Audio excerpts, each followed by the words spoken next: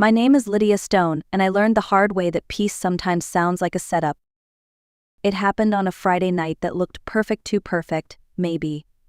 The kind of evening that makes you forget life can turn without warning. The air smelled of rosemary and roasted garlic.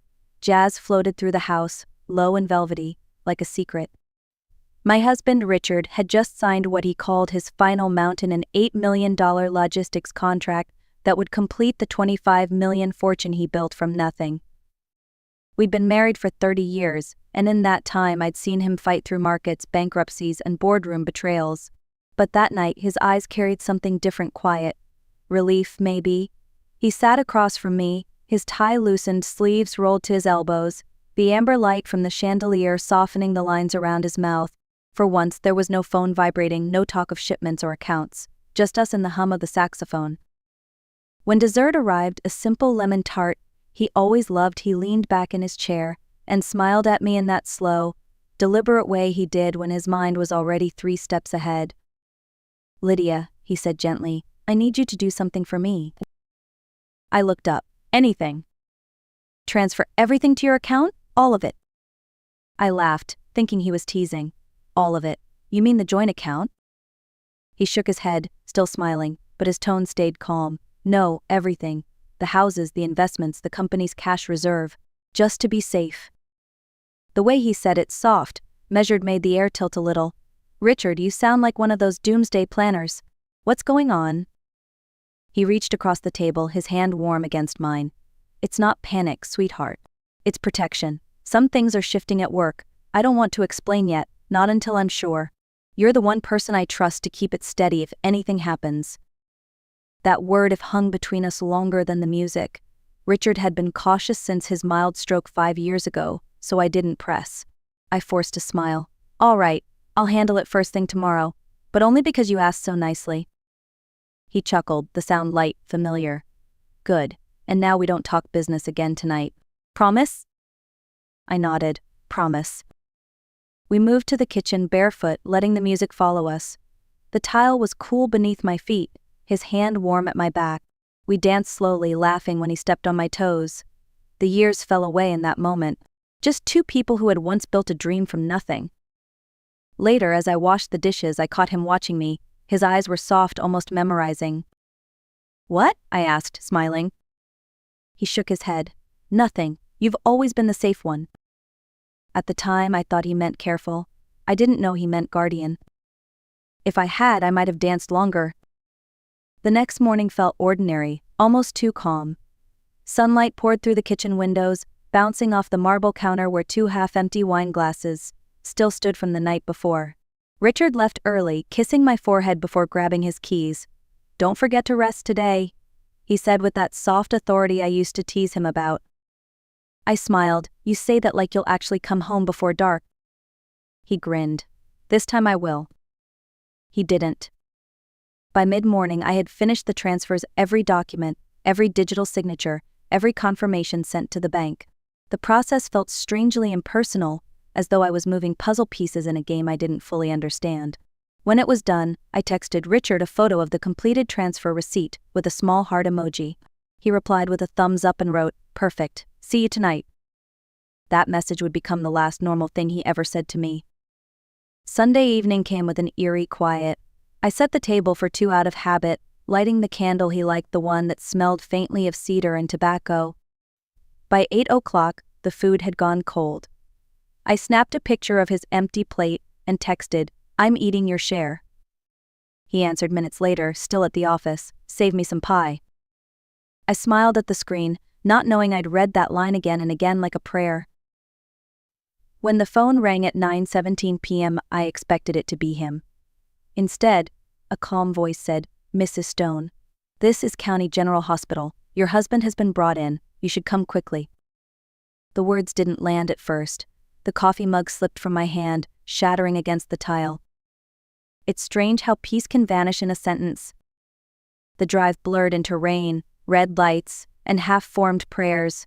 I don't remember traffic or turns, only the sound of my own breathing, shallow and uneven. Somewhere between my front porch and the hospital entrance, I stopped being a wife waiting for dinner and became a woman waiting for truth. Hospitals have a strange kind of silence, half grief, half routine. When I stepped through the glass doors of County General, everything smelled of antiseptic and rain. A nurse met me at reception. "Mrs. Stone?" she asked softly. I nodded, barely finding my voice. She led me down a long hallway that buzzed faintly under fluorescent lights. My shoes squeaked with every step. When we reached a curtained room, she paused. "The doctor will explain everything." Inside, the world stopped moving. Richard lay motionless on the bed, pale against the sheets. The monitors were silent. No rhythmic beeping, no pulse line, just stillness. The doctor's voice broke through it, calm but distant. "Your husband suffered cardiac arrest in his office. Paramedics worked on him for over 20 minutes. We did everything we could." Those words always sound the same, final. I sat beside him, my hand trembling as I touched his. It was cold, unnaturally cold. "I'm here," I whispered. "You can rest now." I don't know how long I sat there before the nurse came back. She hesitated, eyes downcast. "For what it's worth, Mrs. Stone, your husband wasn't alone when he collapsed. Someone was already there." My heart stumbled. "Who?" She looked uncertain. "I believe it was your son. Brandon, right? Security said he called for help before the paramedics arrived." "Brandon, my son, my only child." I nodded numbly, unsure what to say. The nurse left quietly. A few minutes later, I heard the elevator doors open at the end of the corridor. When I turned, Brandon was there with Sophie beside him. I stood, relieved. "Oh, thank God." But he didn't move toward me. His expression was unreadable, rehearsed. "Mom," he said evenly, "we need to talk about Dad's accounts." For a second, I couldn't process the words. "What?" "Our lawyer's here. We just need to make sure everything's handled correctly." Behind him, a man in a navy suit stepped forward, carrying a briefcase. He nodded politely. The air went still. My husband's body was barely cold, and my son was already talking about money. The funeral came too quickly, wrapped in polished sympathy. The estate grounds were immaculate white lilies, dark suits, polite whispers. People said Brandon was so strong for his mother. They didn't see how he avoided my eyes. He stood beside Sophie, accepting condolences like a man at a corporate event, not a graveside. I didn't cry. My tears had turned into confusion. 2 days earlier, Richard and I had been laughing over dinner. Now he was in a mahogany coffin that matched his old office desk. The wind was sharp, unseasonably cold for spring. I kept thinking he'd hate this weather. After the service, I slipped away to the veranda for air. The sound of the wind through the trees felt more honest than the voices inside. That's when I overheard 2 guests whispering nearby. "They argued again that night," one said. "About ownership. He wanted to take over, but Mr. Stone said no." The words cut through the cold like a blade. They were talking about Brandon. Later that evening, when most guests had gone, I sat near the fireplace, staring into the dying flames. That's when the housekeeper brought a visitor, Mr. Lowell, Richard's personal lawyer. His hat was damp from the rain. "Mrs. Stone," he said quietly, "I'm sorry to intrude. May I have a moment of your time?" I led him into Richard's study. The room still smelled like him, cedar, leather, faint cologne. His reading glasses rested exactly where he'd left them. Mr. Lowell placed a leather folder on the desk. "Your husband trusted me with many things, but he trusted you most. He asked me to deliver this in the event of his passing." He handed me a sealed envelope. Across the front, in Richard's familiar handwriting, it read, "For Lydia. Only if I'm gone." My fingers shook as I opened it. Inside was a single page, written in his steady, deliberate hand. "Lydia, if you're reading this, then the quiet I feared has arrived. I saw too much and said too little. Protect what we built. Don't let them rewrite the books. You were always the safe one." I read the note twice, then again. Every word carried the same weight as his voice that night. Just to be safe. Now I understood. He hadn't been paranoid. He'd been preparing me. The following Monday, I went with Mr. Lowell to the company headquarters. The glass building stood tall against the city skyline, 8 floors of Richard's ambition. The lobby receptionist recognized me immediately but avoided eye contact. Everyone did. Grief makes people polite in strange ways. They speak softly but say nothing of value. Mr. Lowell had arranged access to Richard's office under the pretense of collecting personal belongings. The hallway was quiet, carpets muffling every sound. When we reached the door that still read Richard Stone, founder CEO, I hesitated. My reflection looked like a stranger's tired eyes, pressed lips holding too much silence. Inside, everything was frozen in time. His pen rested beside a half-finished glass of water. A jacket hung neatly on the back of the chair. Even the faint scent of his cologne lingered. But the calm in that room felt wrong, too controlled, too staged. The janitor, a kind older man named Raphael, appeared at the door. He had worked there for over a decade. Richard often called him the heartbeat of the building. "I didn't expect to see you here, Mrs. Stone," he said gently. "I needed to," I replied. "Were you here the night I stopped myself?" He nodded slowly. "Yes, ma'am. I was cleaning near the elevators around 8:30. I heard voices, Mr. Stone and Mr. Brandon. They were arguing." My pulse quickened. "You're sure it was my son?" He nodded again. He said something like, "You still don't trust me." Then there was a crash like glass breaking. A few minutes later, the door opened. Mr. Brandon walked out fast, didn't say a word, just stormed toward the elevators. "And, Richard?" "I thought he just needed space," Raphael said softly. "I never imagined," his voice trailed off. Mr. Lowell stepped closer. "Were there any other visitors that night?" Raphael thought for a moment. "Yes, Mrs. Sophie came earlier, around 7:30. She said she was dropping off dinner for her father-in-law. She didn't stay long." Mr. Lowell exchanged a look with me. "Do you remember the times exactly?" "Yes," Raphael said. "The cameras would show it." Minutes later, he led us to the security office. On the monitor, the digital log confirmed it. Sophie Stone, in, 7:31 p.m. out, 7:42 p.m. Brandon Stone, in, 8:18 p.m. out, 8:33 p.m. in again, 8:47 p.m. No recorded exit. I stared at the screen. Those numbers felt heavier than any words. Richard's final hour had been reduced to timestamps, and neither of them included me. 2 days later, Mr. Lowell and I met at County General to review Richard's medical file. Hospitals keep everything in neat columns: dates, doses, times, as if order can hide guilt. We sat in a small consultation room, waiting for the cardiac nurse assigned to Richard's care. Her name was Nancy Harper. When she entered, she looked exhausted, the kind of tired that comes from more than night shifts. Mr. Lowell greeted her gently. "Thank you for meeting us, Ms. Harper. We just have a few questions about Mr. Stone's treatment prior to his passing." Nancy nodded, fingers twisting the strap of her bag. "Of course." He slid a copy of the dosage chart across the table. We noticed a revision, same entry duplicated, but time-stamped 2 hours later. "Can you tell us why?" Her eyes flicked to the page, then away. It was a correction. I realized I'd entered the wrong dosage, so I fixed it. "Which entry was wrong?" Mr. Lowell asked calmly. "The first or the second?" She hesitated, voice barely audible. "The first." He leaned forward. "Then why wasn't the correction co-signed by the attending physician?" The silence stretched. Finally, she whispered, "Because I wasn't told to." "By whom?" Nancy swallowed hard. "Mrs. Sophie Stone called me that night. She said Mr. Stone had been feeling dizzy, restless. She asked me to review his chart remotely and fix any inconsistencies before the doctor noticed. Said she didn't want him embarrassed over another missed dose." My stomach tightened. "She asked you to alter a medical record?" Nancy's eyes filled with panic. She made it sound harmless. She said she was helping. I thought she's family. Mr. Lowell opened another folder and slid a page toward her. "And this payment," he said evenly, $40,000 from a consulting vendor 3 days before the revision. "Does that look familiar?" Her face went pale. I didn't know it was from them. It came through a third party. I thought it was a bonus." Mr. Lowell's tone stayed calm, but his words sharpened. "Do you understand the gravity of changing a dosage note for a cardiac patient who died 48 hours later?" Nancy broke down. "I didn't mean to hurt anyone." I looked at her, voice steady. "You didn't just hurt someone, you helped erase him." The room went silent. Mr. Lowell gathered the papers. "We'll file to reopen the case. The cause of death won't stay cardiac arrest. It'll read what it truly is, undetermined."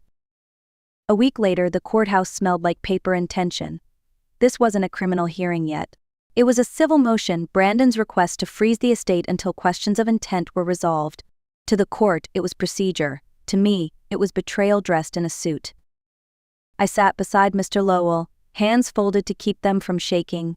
Across the aisle, Brandon adjusted his tie, his face calm, almost detached. Sophie sat next to him, perfect posture, eyes trained on the table. They looked like a power couple attending a business meeting, not a hearing about a man's death. When the bailiff called the case, Brandon's lawyer rose first, tall, polished, voice dripping with confidence. "Your Honor, this case isn't about grief, it's about governance. The transfer of $25 million from Mr. Richard Stone's holdings into Miss Stone's personal account occurred less than 48 hours before his passing. We question whether Mr. Stone was of sound mind and free will when this was executed." Mr. Lowell stood next, calm as steady water. "Your Honor, my client's husband authorized those transfers voluntarily, documented and notarized. Every timestamp matches his location and his signature. The bank verified compliance. There is no evidence of coercion, only of caution." The opposing lawyer smiled faintly. "And yet we have no witnesses, no medical clearance, no board approval. Unusual, don't you think?" Mr. Lowell didn't blink. Unusual doesn't mean unlawful. Mr. Stone was securing his assets against internal misuse. The judge leaned forward.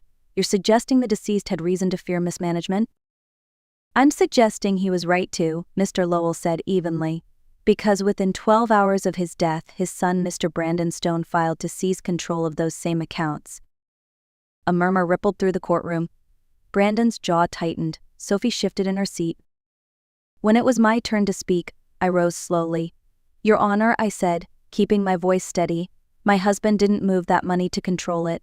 He moved it to protect it. He'd found discrepancies in the company ledgers. He trusted me to keep what we built safe." Sophie's fingers trembled slightly against her clutch. Then, just as the judge began to adjourn for recess, Mr. Lowell's phone buzzed. He glanced down, then looked at me. "The lab results are in," he whispered. I didn't need to ask what that meant. The truth had finally arrived, and it was lethal. The toxicology report changed everything. Richard's blood contained traces of chloral derivative, an old-fashioned sedative, nearly undetectable in small doses, but deadly when combined with cardiac medication. The official cause of death was amended from natural cardiac arrest to undetermined, triggering a full criminal investigation. Detective Moreno, a calm woman with tired eyes, handled the case. She spoke with the precision of someone who had seen too much. "Mrs. Stone," she told me, "the pattern is clear. The payments, the call logs, the dosage edits, it all points to a coordinated effort. We just need a confession to connect the dots." That confession came faster than anyone expected. Nurse Nancy Harper broke first. She admitted everything: the phone call, the payment, the fear. In her statement, she said she'd been contacted not once, but twice, the second time by Brandon himself. He wanted her to make sure the change looked routine. By the time the detectives visited Sophie, she was already waiting with a suitcase. She didn't fight. She didn't cry. She just said quietly, "He told me it would be quick." When the arrests were made, the news spread fast. Local hair and wife indicted in death of business magnate. The headlines made my stomach twist. I didn't feel victory, only a strange, exhausted relief. The courtroom that once felt like a battlefield now became a place of closure. Brandon was charged with fraud, tampering with evidence, and involuntary manslaughter. Sophie faced charges of bribery and obstruction. During sentencing, the judge asked if I had anything to say. I stood, voice low but clear. My husband believed in building things that last. Trust, work, family. What happened wasn't just about money, it was about destroying the very things he stood for. I'm here today because he prepared me to stand when everything else fell apart. The judge nodded slowly. "You kept your promise, Mrs. Stone." Brandon was sentenced to 18 years, Sophie to 15. After the verdict, I returned home to silence. The same house where we danced in the kitchen, where rosemary still grew by the window. I sat at the dining table, the evening light fading gold across the glass. For the first time since Richard's death, I didn't feel fear. Only quiet. Only peace. Justice, it turns out, doesn't always shout. Sometimes it whispers through the walls of an empty house. Weeks passed, and the house slowly began to feel alive again. I started opening the curtains in the mornings, letting the sunlight spill across the hardwood floors. The silence that once pressed on my chest now felt softer, like a friend who understood. I kept Richard's study exactly as it was: the books, the jacket on the chair, the glass paperweight he'd bought in London. Sometimes I'd sit there with a cup of tea, reading his old notes. They weren't about business anymore. They were about balance, legacy, and the kind of peace that can't be bought. One afternoon, I found the watch he used to wear tucked inside the desk drawer. I hadn't noticed it before. The engraving on the back read, "For Lydia, my safe place." I smiled through tears. After everything, the lies, the courtroom, the betrayal, his words still carried me home. People often ask how I managed to survive it all. The truth is, I didn't survive because I was brave. I survived because I listened. Richard had warned me in the only way he knew how, and I finally understood what he meant by safe. It wasn't about money or property.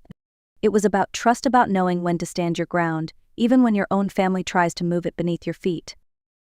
I've learned that peace isn't the absence of conflict, it's the quiet that follows justice.